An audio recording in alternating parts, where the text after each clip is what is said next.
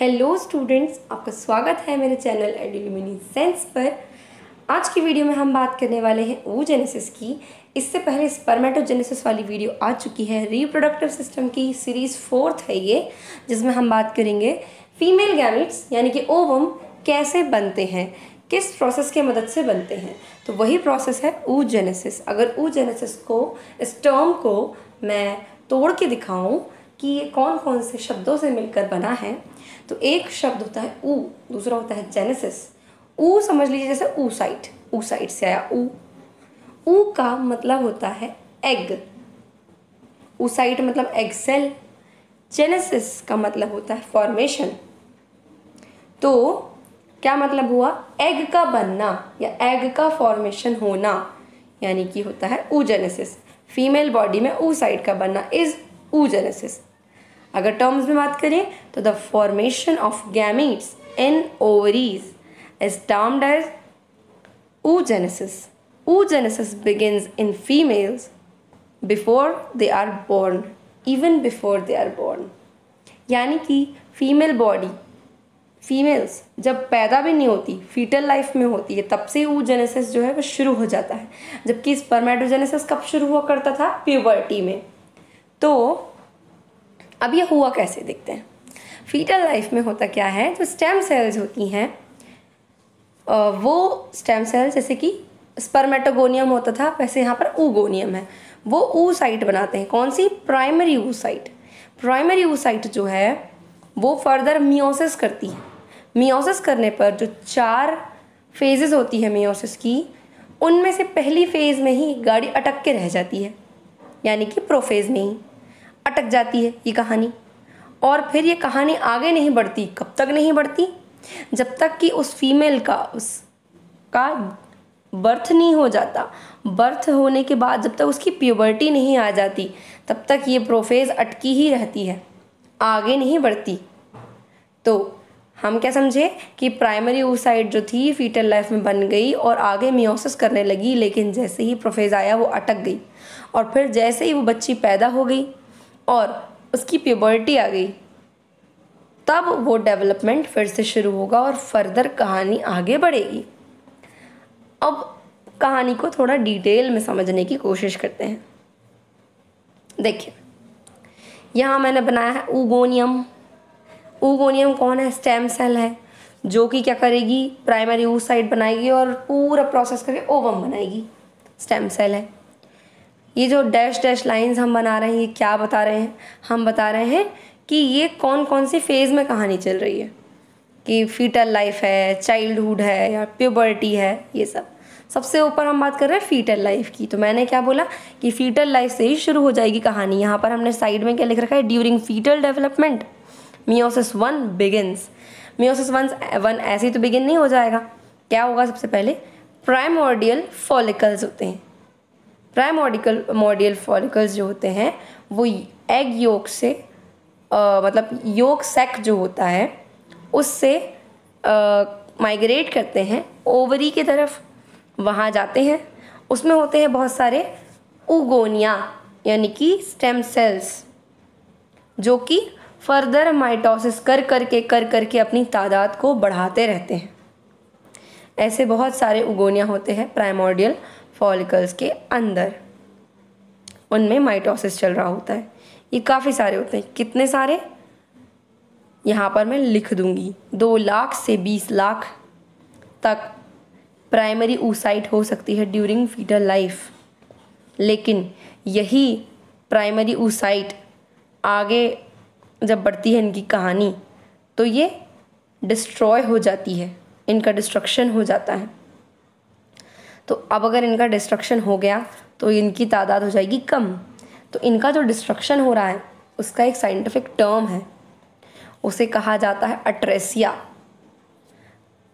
क्या कहा जाता है उसको? अट्रेसिया कहा जाता है। तो जो 2 लाख से 20 लाख तक थी, अब वो कितनी बचेगी चाइल्डहुड तक? सिर्फ 40,000। वो 40,000 भी आगे चल के सिर्फ 400 मैच्योर्ड ओवम बना पाती हैं। तो समझ लीजिए ओवम लिमिटेड है हमारे पास। ठीक, अब आगे बढ़ रहे हैं हम। थोड़ा इस प्रोसेस को समझते हैं।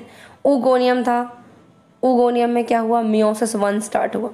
meiosis 1 स्टार्ट हुआ तो क्या बन गया, प्राइमरी oocyte बन गया। अब ये प्राइमरी oocyte जो है वो आगे करना चाह रहा होगा meiosis की सारी प्रोसेसिंग, ठीक है। प्राइमरी oocyte तो कैसा था, डिप्लॉइड, यानी उसमें 46 क्रोमोसोम्स थे। लेकिन अब वो हैप्लॉइड सेल्स बनाना चाहता है। अगर वो हैप्लॉइड सेल्स बनाना चाहता है तो उसको मियोसिस पूरा कंप्लीट करना पड़ेगा। तो मियोसिस कंप्लीट होने से पहले ही क्या होगा, कहानी बीच में अटक जाएगी। कहाँ पे अटक जाएगी, प्रोफेज पर अटक जाएगी। ये चाइल्डहुड लिखा है मैंने, यहाँ पर प्रोफेज में गाड़ी अटक गई। अब जैसे ही क्या होगा, प्यूबर्टी आएगी तो क्या होगा, ये प्रोफेज से मेटाफेज, एनाफेज, टेलोफेज तक कहानी आगे बढ़ेगी। और प्राइमरी oocyte जो है वो बना लेगी 2 तरीके की सेल्स। पहली होगी सेकेंडरी oocyte और दूसरी होगी फर्स्ट पोलर बॉडी, जो कि आपको यहाँ दिख रही हैं। अब ये जो कहानी हो रही है ना, इसके साइमल्टेनियस हम फॉलिकल्स का डेवलपमेंट भी देखते हैं। फॉलिकल्स क्या है, अगर फॉलिकल्स के बारे में डिटेल में जानना है तो आपको मेरा फीमेल रिप्रोडक्टिव सिस्टम वाला वीडियो देखना पड़ेगा।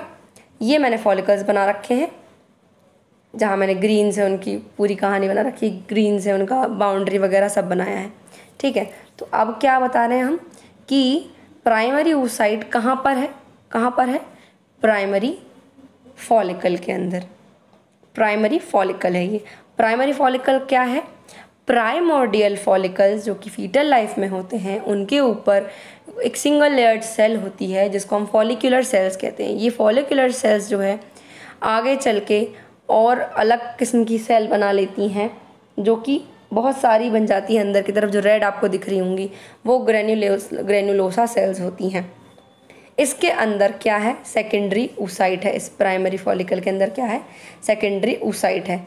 अब जैसे जैसे सेकेंडरी oocyte का डेवलपमेंट होगा वैसे वैसे ही आपके जो फॉलिकल हैं उनका भी डेवलपमेंट होगा। अब प्राइमरी फॉलिकल जो है वो कन्वर्ट हो जाएगा सेकेंडरी फॉलिकल में। सेकेंडरी फॉलिकल में क्या होगा, ये जो ग्रैन्युलोसा सेल्स थी वो अब सिक्रीशन करेगी कुछ फ्लूइड्स का। वो फ्लूइड्स कलेक्ट हो करके एक एरिया बना लेंगे जिसको कहेंगे एंट्रम। वो धीरे धीरे बड़ा होने लगेगा, खाली स्पेस टाइप का दिख रहा होगा यहाँ पे आपको, वैसा। इस सेकेंडरी फॉलिकल में क्या होगी, सेकेंडरी oocyte जो कि कर रही होगी meiosis 2। अब meiosis 2 शुरू हो जाएगा किसमें, सेकेंडरी oocyte में, साइमल्टेनियसली फर्स्ट पोलर बॉडीज में भी। लेकिन ये सेकेंडरी oocyte में जो meiosis 2 चल रहा है उसकी कहानी भी कुछ ऊपर जैसी होगी। Prophase, metaphase, anaphase, telophase, 4 phases होती है। तो 4 फेजेस में से सेकेंडरी oocyte अटक जाएगी किसमें, मेटाफेज में। मेटाफेज में रह गई। अब इस वक्त क्या होगा, जो सेकेंडरी फॉलिकल है वो ग्राफियन फॉलिकल में कन्वर्ट होगा। ग्राफियन फॉलिकल यानी fully matured follicle which is ready for ovulation. Ovulation क्या होता है, ओवम के रिलीज होने की प्रोसेस को कहते हैं ओव्यूलेशन। तो ये ग्राफियन फॉलिकल है जिसमें एक बड़ा सा एंट्रम बिल्कुल रेडी है, और जो ओवम यहाँ पे गोल छोटा सा आपको दिख रहा है उसके ऊपर कोरोना रेडिएटा नाम की लेयर भी बन के तैयार है। बस अब इंतज़ार है तो इस फॉलिकल के रप्चर होने का और ओवम के रिलीज़ होने का। लेकिन ओवम अभी ओवम बना नहीं है ना, ओवम अभी सेकेंडरी oocyte ही है और मेटाफेज में अटका है। अब क्या होगा, ये मेटाफेज से आगे बढ़ेगा कब, जब स्पर्म एंट्री कर लेगा और साथ ही साथ यहाँ से ये ओवम रिलीज़ हो गया। ये ओवम रिलीज़ हुआ किसके फॉर्म में, सेकेंडरी oocyte के फॉर्म में। तो जब स्पर्म और सेकेंडरी oocyte मिलेंगे तो ये आगे की प्रोसीजर कंप्लीट करेगा और पूरा meiosis कंप्लीट कर लेगा। तो ये जो सेकेंडरी oocyte है इससे निकलेगी 2 चीज़ें, एक ओवम, एक secondary polar body, second polar body. तो हमको क्या समझ में आया कि एक प्राइमरी oocyte से बनेगा एक ओवम और 3 पोलर बॉडीज़। 3 पोलर बॉडी कैसे, एक ये और एक ये, और ये ओवम। ये ओवम स्पर्म के साथ में मिलेगा, फर्टिलाइजेशन करेगा और बना लेगा जाइगोट।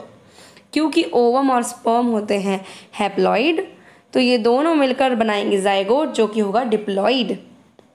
तो ये था oogenesis का पूरा वीडियो। अगर आपको वीडियो पसंद आया हो तो प्लीज़ इसे लाइक कर दीजिएगा, शेयर कर लीजिएगा, मेरे चैनल को सब्सक्राइब कर दीजिएगा। डाउट रह गया होगा तो पूछना बिल्कुल मत भूलिएगा, बेझिझक आप मुझसे पूछ सकते हैं, मैं आपके सवालों का जवाब ज़रूर दूंगी। Thanks for watching. एक मिनट, जा कहाँ रहे हैं? मुझे फेसबुक और इंस्टाग्राम पे कौन फॉलो करेगा? जल्दी जाइए और मुझे फेसबुक और इंस्टाग्राम पे फॉलो कर लीजिए दोस्तों, मैं इंस्टाग्राम पर भी अवेलेबल हूँ। Thanks for watching.